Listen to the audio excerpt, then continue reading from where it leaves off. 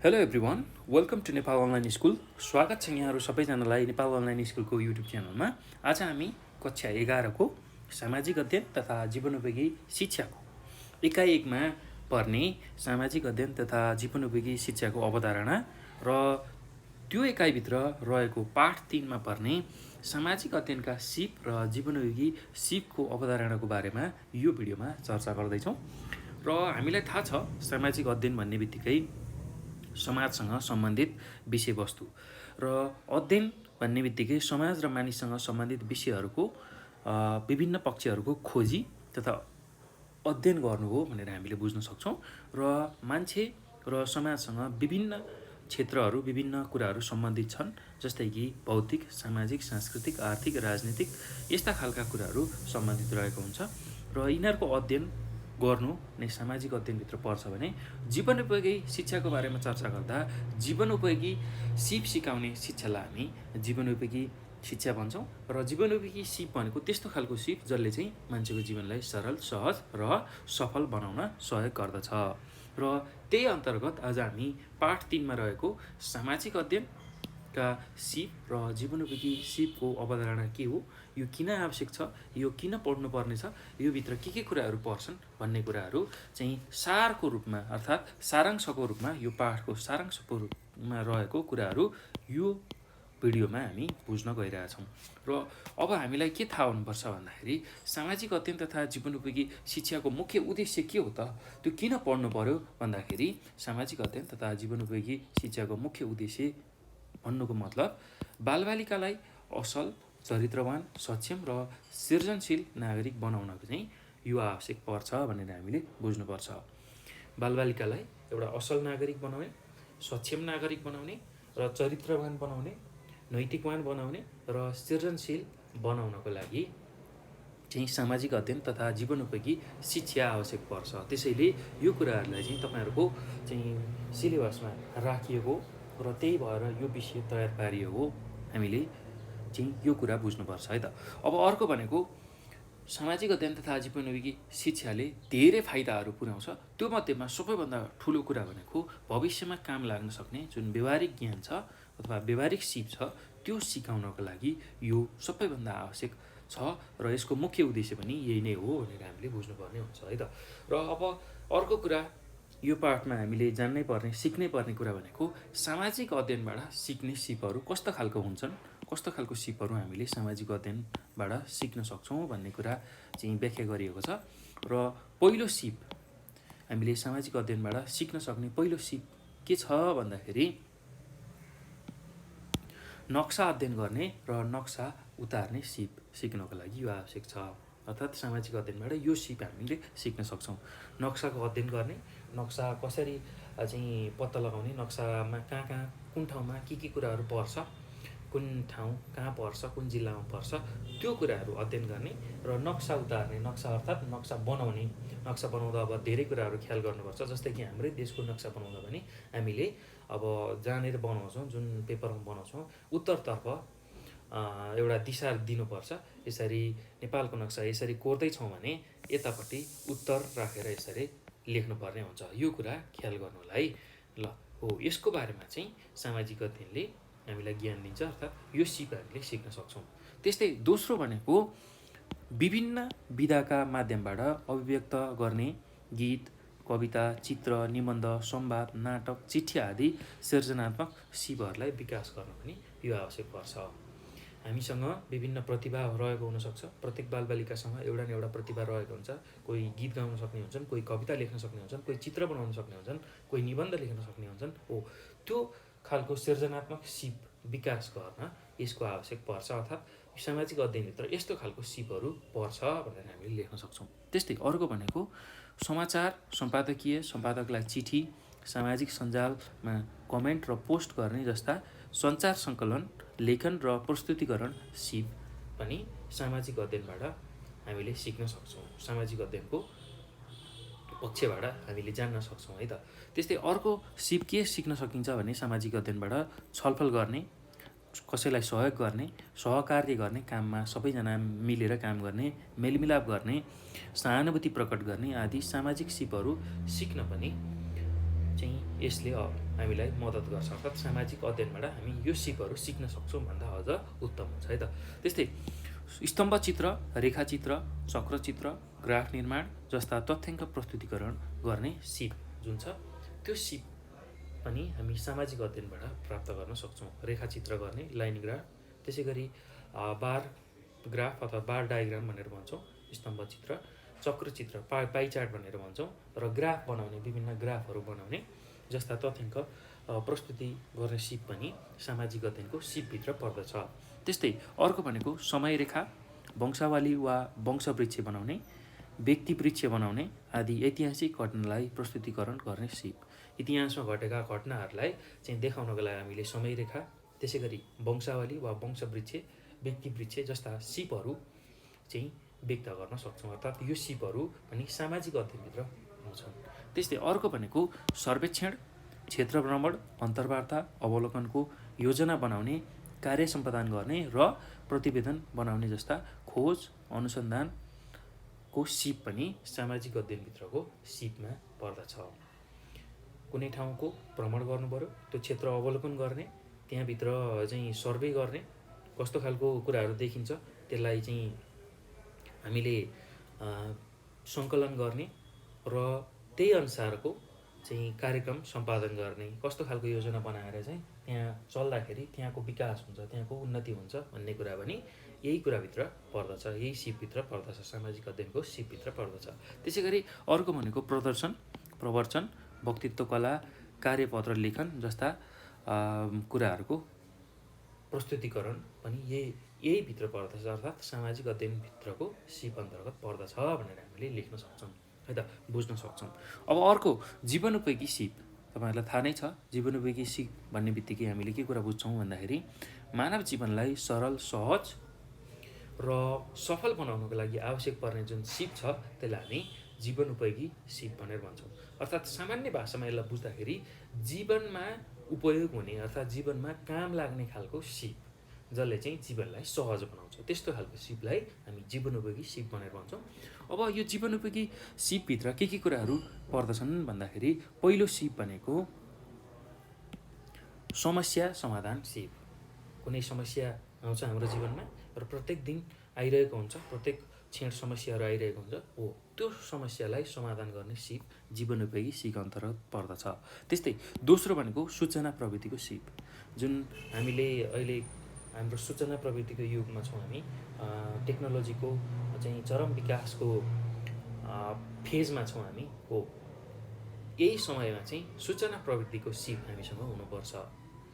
Mobile चलाउनेदेखि लिएर चाहिँ iPad, त्यसै गरी कम्प्युटर चलाउने, कम्प्युटरका विभिन्न प्रोग्रामहरू गर्न सक्ने, त्यसबाट सबै कुराहरू गर्न सक्ने सिस्टम आइसकेको हुँदा त्यो बारेमा हामी जानकार हुनुपर्छ, अर्थात् त्यो सिप पनि हामीमा हुनुपर्छ भन्ने कुरा हामीले यसमा बुझ्नुपर्छ है त। त्यस्तै अर्को भनेको समालोचनात्मक सिप, अर्थात् समालोचनात्मक सोचाइ, अर्थात् सहज रूपमा चाहिँ हामीले एउटा हाम्रो सोच्ने शैली छ, कुनै पनि कुरामा नअल्झेर, अर्थात् भन्नुको मतलब जस्तो छ त्यही अनुसार चाहिँ चिन्तन गर्न सक्ने, प्रष्ट चिन्तन गर्न सक्ने त्यो खालको सिप पनि यही जीवनोपयोगी सिपभित्र अन्तर्गत पर्दछ। त्यस्तै अर्को भनेको सहभागिता र छलफल गर्ने सिप, कुनै पनि काममा सहभागी हुने र त्यसमा छलफल गर्ने, त्यसलाई कसरी राम्रो बनाउन सकिन्छ भन्ने सिप पनि जीवनोपयोगी सिप अन्तर्गत पर्दछ। त्यस्तै अन्तर्वैयक्तिक सिप पनि यही अन्तर्गत पर्दछ। मान्छेको अन्तर व्यक्तित्व अथवा मान्छेभित्रको रहेको जुन व्यक्तित्व छ त्यसलाई कसरी उजागर गर्ने भन्ने कुरा पनि यही अन्तर्गत पर्दछ, अर्थात् जीवनोपयोगी सिप अन्तर्गत पर्दछ। त्यस्तै संवेग व्यवस्थापन सिप, मान्छेमा उत्पन्न हुने जुन रिस, राग, द्वेष, घृणा, खुसी, उमङ्ग हो त्यसलाई व्यवस्थापन गर्ने सिप पनि जीवनोपयोगी सिप अन्तर्गत पर्दछ। त्यस्तै अर्को भनेको सञ्चार सिप, मान्छेसँग कसरी चाहिँ एकअर्कामा कम्युनिकेट हुने, मान्छेसँग कसरी चाहिँ घुलमिल हुने, सञ्चारको कसरी चाहिँ सबैभन्दा सही सदुपयोग गर्ने त्यो सिप पनि चाहिँ यही जीवनोपयोगी सिपभित्र पर्दछ। त्यस्तै अर्को भनेको सहकार्य सिप, कुनै पनि काम गर्दाखेरि मिलेर कसरी कार्य गर्ने त्यो सिप पनि यही अन्तर्गत पर्दछ, जीवनोपयोगी सिप अन्तर्गत पर्दछ। त्यस्तै जीवनोपयोगी सिप अन्तर्गत अध्ययन सिप, कुनै कुराको बारेमा अध्ययन गर्ने, अनुसन्धान गर्ने कुरा यही सिपमा पर्दछ। त्यस्तै अर्को भनेको सृजनात्मक सिप, मान्छेले चाहिँ नयाँ नयाँ सिर्जना गर्न सक्ने जुन क्षमता हुन्छ हो त्यो क्षमता र त्यस्तो खालको सिप पनि यही जीवनोपयोगी सिप अन्तर्गत पर्दछ। त्यस्तै अर्को भनेको तनाव व्यवस्थापन सिप, मान्छेको हर क्षण अर्थात् हर समय मान्छेलाई तनाव हुनसक्छ, कुनै पनि परिस्थिति वा उसको सोचाइ अनुसार चाहिँ उसलाई तनाव हुने गर्छ, त्यो तनावलाई कसरी व्यवस्थापन गर्ने भन्ने कुरा पनि यही जीवनोपयोगी सिपमा आउँछ। र अर्को भनेको निर्णय निर्माण सिप, अर्थात् कुनै कुराको डिसिजन लिनु पर्यो, कुनै कुरा सही हो वा गलत हो छुट्याउनु पर्यो भने यो जीवनोपयोगी सिप आवश्यक पर्छ। यसको चाहिँ हामीलाई ठुलो महत्त्व हुन्छ भन्ने कुरा हामीले यो पाठमा चाहिँ सारको रूपमा बुझ्नुपर्ने हुन्छ है त। ल अब यो सार सँगसँगै अब तपाईहरुलाई चाहिँ परीक्षामा सोध्न सक्ने खालको सम्भावित प्रश्न र त्यसको उत्तरहरू चाहिँ हामीले यहाँ अब चर्चा गर्दैछौँ र त्यसलाई पनि तपाईहरुले ध्यानपूर्वक सुन्नुहोला, बुझ्नुहोला है त। म यसको उत्तर लेखाउन्न, एकदम आनन्दले यसलाई सुन्नुहोस्, एकदम ध्यानपूर्वक सुन्नुहोस्। म यसको उत्तर भनिदिन्छु, तपाईहरुलाई सजिलो हुन्छ है त। अब सम्भावित प्रश्न यो पाठबाट सोध्न सक्ने, परीक्षामा सोध्न सक्ने खालको सम्भावित प्रश्नमा पहिलो प्रश्नमा के रहेको छ भन्दाखेरि सामाजिक अध्ययनमा प्रयोग हुने सिपहरू उल्लेख गर्नुहोस् भनेर चाहिँ पहिलो प्रश्नले तपाईहरुलाई सोधेको छ है त। सामाजिक अध्ययनमा प्रयोग हुने सिपहरू उल्लेख गर्नुहोस् भनेर चाहिँ तपाईहरुलाई प्रश्नले सोधेको छ। ल एकदम सजिलो छ, केही गाह्रो छैन। र सामाजिक अध्ययनमा प्रयोग हुने सिपहरूमा पहिलो सिप भनेको हामीले भर्खरै पनि चर्चा गऱ्यौँ, यही सिपहरू नै हो नक्सा अध्ययन गर्ने र नक्सा उतार्ने सिप। पहिलो सिप भनेको नक्सा उतार्ने र नक्सालाई अध्ययन गर्ने सिप। त्यस्तै दोस्रो भनेको विभिन्न विधाका माध्यमबाट अभिव्यक्त गर्ने, जस्तै कि गीत, कविता, चित्र, निबन्ध, संवाद, नाटक, चिठी आदि सृजनात्मक सिपको विकास गर्ने। त्यस्तै अब सामाजिक अध्ययनमा प्रयोग हुने अर्को सिप भनेको समाचार, सम्पादकलाई चिठी, सामाजिक सञ्जालमा कमेन्ट र पोस्ट गर्ने जस्ता सञ्चार सङ्कलन, लेखन र प्रस्तुतिकरण सिप। त्यस्तै अर्को भनेको छलफल, सहयोग, सहकार्य, मेलमिलाप, सहानुभूति आदि सामाजिक सिप।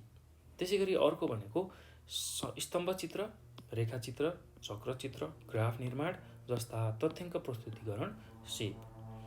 त्यसै गरी सामाजिक अध्ययनमा प्रयोग हुने अर्को सिप भनेको समयरेखा, वंशावली वा वंशवृक्ष, व्यक्तिवृक्ष आदि ऐतिहासिक घटनालाई प्रस्तुतिकरण गर्ने सिप। र त्यसै गरी अर्को सामाजिक अध्ययनमा प्रयोग हुने सिप भनेको सर्वेक्षण, क्षेत्र भ्रमण, अन्तर्वार्ता, अवलोकनको योजना बनाउने, कार्य सम्पादन गर्ने र प्रतिवेदन बनाउने जस्ता खोज अनुसन्धानमूलक सिप। त्यस्तै सामाजिक अध्ययनमा प्रयोग हुने अर्को सिप भनेको प्रदर्शन, प्रवचन, वक्तृत्व कला, कार्यपत्र लेखन तथा प्रस्तुतिकरणको सिप भनेर हामीले लेख्न सक्छौँ। ल अब यो पछि अर्को सम्भावित प्रश्नमा जाउँ।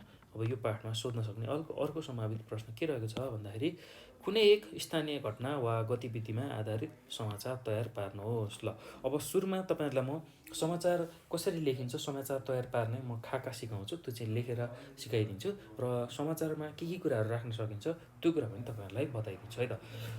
र समाचार लेख्दाखेरि अब सुरुमा त शीर्षक राख्नु पर्यो, समाचारको शीर्षक राख्नु पर्यो। सुरुमा हाम्रो समाचारको खाका भनेको शीर्षक राख्नु पर्यो,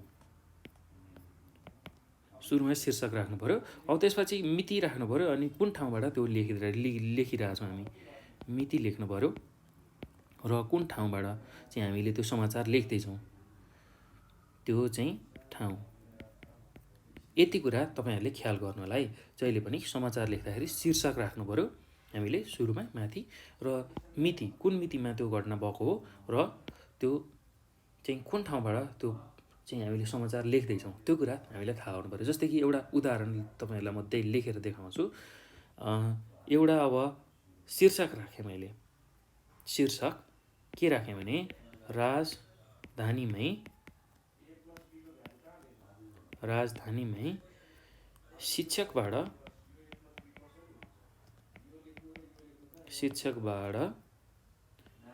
15 वर्षीय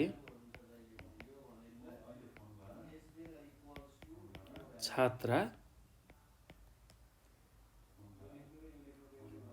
बलात्कृत। ल यो शीर्षक भयो। अब शीर्षक राखिसकेपछि अब मिति राख्नु पर्यो। मिति कहिलेको भन्दा 3 जेठ। कहिलेको मिति यो 3 जेठको। कहाँबाट लेख्दैछु मैले अहिले? काठमाडौँबाट। मानौँ काठमाडौँबाट हो। यति कुरा सुरुमा तपाईँहरूले लेख्नु पर्यो है त। ल यति कुरा तपाईँहरूले यसमा लेख्नु पर्यो है त। सुरुमा यति कुरा लेख्नु पर्यो। अब यति कुरा लेखिसकेपछि त्यसपछि अनि अब यही शीर्षक अनुसारको चाहिँ समाचार तपाईँहरूले तयार गर्नु पर्यो, लेख्नु पर्यो। अब यसमा कसरी लेख्न सकिन्छ भन्दाखेरि आफ्नै विद्यार्थीलाई पटक पटक बलात्कार गरेको आरोपमा प्रहरीले एकजनालाई पक्राउ गरेको छ। पक्राउ पर्नेमा भारतको कलकत्ताका 54 वर्षीय बोधिसत्व भट्टाचार्य रहेका छन् भनेर हामीले यसरी सुरु गर्न सक्छौँ। उपत्यकाका विभिन्न कलेजमा लेखा विषय पढाउने उनले प्रलोभन देखाएर 15 वर्षीय छात्रालाई पटक पटक बलात्कार गरेको प्रहरीमा जाहेरी पुगेपछि अथवा प्रहरीमा जाहेरी गरेपछि भट्टाचार्य पक्राउ परेका हुन्। महानार्कीय प्रहरी विरुद्ध बौद्धको टोलीले उनलाई पक्राउ गरेको हो भनेर यसरी सुरुमा लेख्न सकिन्छ है। अब त्यसपछि अर्को अनुच्छेदमा तपाईँले के लेख्न सक्नुहुन्छ भन्दाखेरि पछिल्लो पटक काठमाडौँ 6 महाकाल स्थित जेसर होटलमा आफू बलात्कृत भएको ती छात्राको दाबी छ। प्रहरीले भट्टाचार्यमाथि करणी मुद्दा 5 दिन म्याद लिएर विस्तृत अनुसन्धान गरिरहेको एक प्रहरी अधिकृतले अनलाइन खबरलाई बताए भनेर यसरी लेख्न सक्नुहुन्छ। त्यसपछि अर्को बुँदामा के लेख्न सक्नुहुन्छ अर्को अनुच्छेदमा भन्दा उनीहरू फेसबुकमा साथी रहेको र पटक पटक च्याटिङ गरेको प्रारम्भिक अनुसन्धानबाट चाहिँ थाहा हुन आएको छ। युवतीले अथवा छात्राले आफूले भने जस्तो काम नभएको, परीक्षामा सहयोग नपाएको र पछि बलात्कारका लागि मात्र प्रलोभन देखाएको भन्ने थाहा पाएपछि प्रहरीमा उजुरी गरेको बुझिएको छ भनेर यसरी समाचार तपाईँहरूले लेख्न सक्नुहुन्छ है त। हो यसरी चाहिँ समाचार तपाईँहरूले तयार गर्न सक्नुहुन्छ। अब यही अनुसार तपाईँहरूले तयारी नगरे पनि जुन खाका छ जहिले पनि के ख्याल गर्नु होला भने समाचार लेख्दाखेरि सुरुमा शीर्षक राख्ने, त्यसपछि मिति र ठाउँ लेखिसकेपछि अब विषयवस्तु समाचारको शीर्षक अनुसारको विषयवस्तुमा यसरी चाहिँ हामीले समाचार तयार गर्न सक्छौँ भन्ने कुरा चाहिँ तपाईँहरूले योबाट बुझ्नु होला है त। यसरी चाहिँ हामीले समाचार लेख्न सक्छौँ है। ल यही कुराहरू अन्य प्रश्नहरूमा आउँदाखेरि पनि तपाईँहरूले यसै गरी चाहिँ लेख्न सक्नुहुन्छ, समाचार लेख्न सक्नुहुन्छ है। यो कुरा ख्याल गर्नु होला है त। ल यो सँगसँगै अब यो पाठमा रहेको पाठ 3 जुन चाहिँ हाम्रो इकाइ 1मा रहेको सामाजिक अध्ययन तथा जीवनोपयोगी सिपको अवधारणा छ, त्यो भित्र रहेको सामाजिक अध्ययनका सिप र जीवनोपयोगी सिपको अवधारणामा हामीले यसको मूल भाव अर्थात् सारांश र परीक्षामा सोध्न सक्ने खालको सम्भावित प्रश्नहरू हेऱ्यौँ र यो भिडियो हेरिसक्दा तपाईँहरूले धेरै कुराहरू जानकारी पाइसक्नुभयो, बुझिसक्नु भएको छ। यदि केही कुराहरू जान्नु भएको छैन, बुझ्नु भएको छैन भने तपाईँहरूले हामीलाई 9849595895 यो नम्बरमा हामीलाई कल गर्न सक्नुहुन्छ अथवा यही नम्बरको भाइबर, वाट्सएप र टेलिग्राममा पनि हामीलाई मेसेज गर्न सक्नुहुन्छ। र साथसाथै नेपाल अनलाइन स्कुलको फेसबुक पेज, ट्विटर र हामीलाई भाइबरमा पनि चाहिँ फलो गर्न सक्नुहुन्छ, भाइबरमा जोडिन सक्नुहुन्छ। भाइबरको हाम्रो ग्रुप छ, त्यो ग्रुपमा तपाईँहरू जोडिन सक्नुहुन्छ है। र साथसाथै अब यो भिडियो हेरिसकेपछि तपाईँहरूले आफ्नो साथीहरूलाई सेयर गर्नुहोला, लाइक गर्नुहोला, कमेन्ट गर्नुहोला। आफ्नो प्रतिक्रिया दिनुहोला कस्तो लाग्यो यो भिडियो र साथसाथै नेपाल अनलाइन स्कुलको युट्युब च्यानललाई पनि सब्सक्राइब गर्न नभुल्नुहोला र नजिकै रहेको बेल आइकन पनि दबाउनुहोला। त्यो गर्नुभयो भने हामीले यस्तै खालको भिडियोहरू तपाईँहरूको लागि लिएर आइरहेका हुन्छौँ। त्यो भिडियो चाहिँ सबैभन्दा पहिला तपाईँहरूले हेर्न सक्नुहुन्छ र त्यो आफूलाई चाहिएको कुराहरू त्यहाँबाट पढ्न सक्नुहुन्छ, सिक्न सक्नुहुन्छ। त्यसैले नेपाल अनलाइन स्कुलको युट्युब च्यानललाई सब्सक्राइब गर्नुहोला र नजिकैको बेल आइकनलाई पनि तपाईँहरूले दबाउनुहोला है त। ल यति भन्दै म यो भिडियोलाई यति नै गर्छु र हामी अब यो पछि अर्को पाठ पढ्नेछौँ, अर्को एकाइको अर्को पाठहरू यसै गरी लिएर आउने नै छौँ। तबसम्मको लागि मलाई बिदा दिनुहोस् र तपाईँको दिन शुभ रहोस् र सबैजनाले यो भिडियो हेर्नुभएकोमा सबैलाई धेरै धेरै धन्यवाद।